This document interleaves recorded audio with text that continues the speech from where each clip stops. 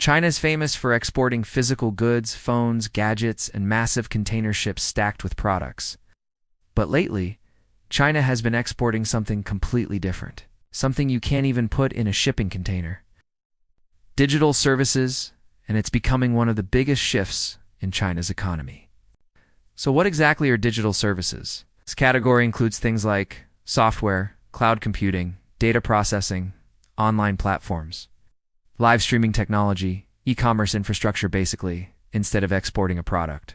China is exporting the digital systems people use every day. And last year, China hit a record, 33 billion Australian dollars surplus in digital services trade, meaning China sold far more digital services to the world than it bought, and the gap more than doubled. Here's why this is a smart move. Digital services are usually stickier than physical exports. If you buy a product from a country, you can switch brands pretty easily.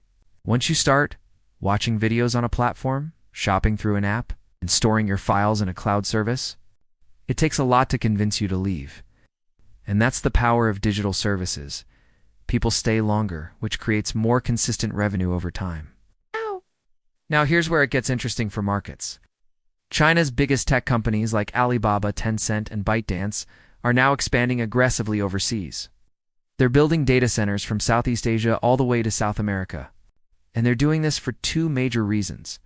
First, international demand is growing fast. Second, American restrictions on advanced chips have made it harder for Chinese companies to access top-tier hardware.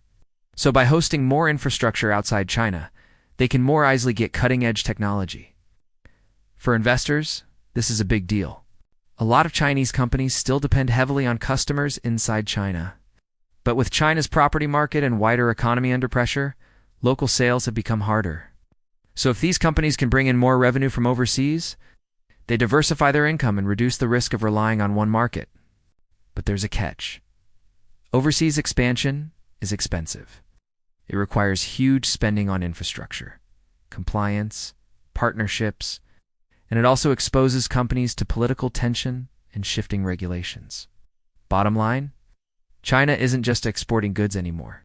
The exporting of digital platforms, services, and infrastructure, which could reshape how global tech competition looks in the next decade. Thanks for watching. Hit the like button and subscribe.